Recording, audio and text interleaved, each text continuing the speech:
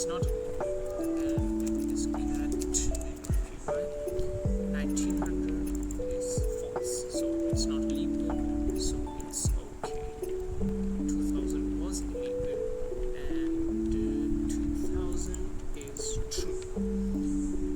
The next one is 2000